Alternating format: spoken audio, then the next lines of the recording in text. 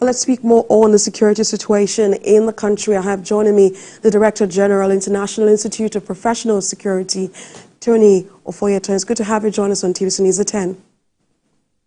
Thank you very much. It's my pleasure. Thank you for having me. Well, first of all, we're all glad that the 137 kidnapped victims that's in the school now have been rescued. What do you think were the circumstances surrounding their release? Well, from what we heard, I think, first of all, let me start by commending the efforts of the government.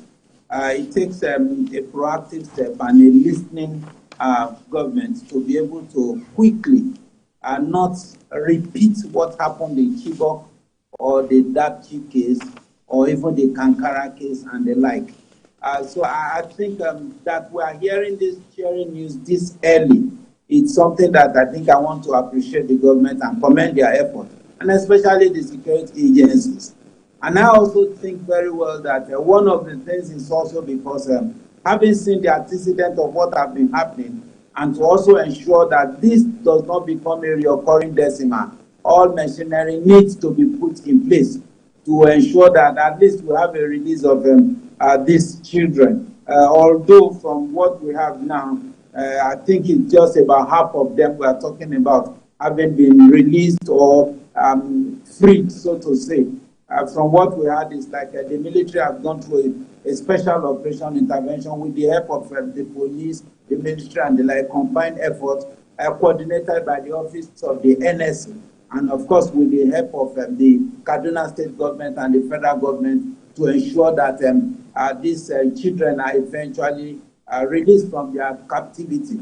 Having said so, I think what goes beyond this now is one, what do we do to ensure that this does not happen again?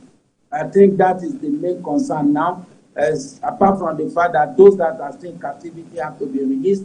So we crave the indulgence of the government to ensure that the rest children are released in its totality, and of course to ensure that those that are perpetrators, either those that are in the forest or those that are in strategic and well-placed offices within the cities and metropolitan that have been advocates of all these people in one way or the other, they should be brought to book.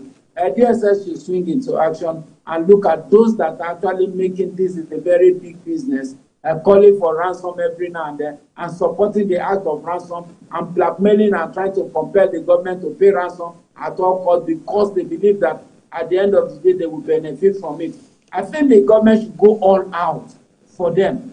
Now, it's not a matter of, that we have released these children and all those stuff like that. There are still many that are still in captivity. Of course, which leads me to my next question. If you take a look at the current security situation in Kaduna State and, of course, the surrounding states, what would you say are the potential risks and threats being faced by schools, educational institutions, villages, communities in the northern parts of the country? Yeah, Kaduna State has been a restive, a precursor to El-Rufai. Kaduna has been a restive state. And now El-Rufai came, and El-Rufai was more or less like fuel inside the fire of the security crisis in Kaduna State. I must tell you that the 8 years of the El-Rufai administration in Kaduna was, as far as security is concerned, was next to zero.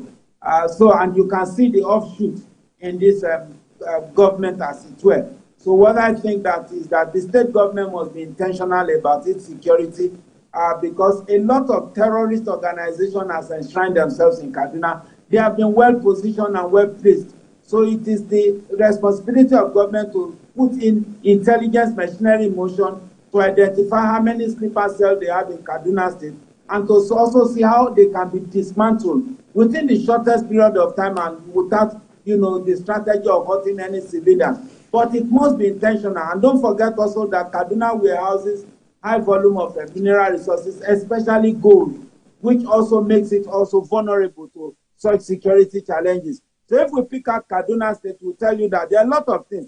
The religious disharmony between the south and the southern Kaduna and the northern Kaduna is also there. Now, these are all major considerations when it comes to security solutions in Kaduna State. So it's a matter of the government being intentional about it and also ensuring that whatever strategy is going to be adopted in Kaduna is such that does not have this, extraneous interpretation of either a religious inclination or ethnic inclination and the like. So for me, once that government, consider that, I think Kaduna is going to have some level of peace. Director General, International Institute of Professional Security, Tony Ufoyeton, thank you so much for speaking with us on TVC News at 10. It's my pleasure. Thank you for having me.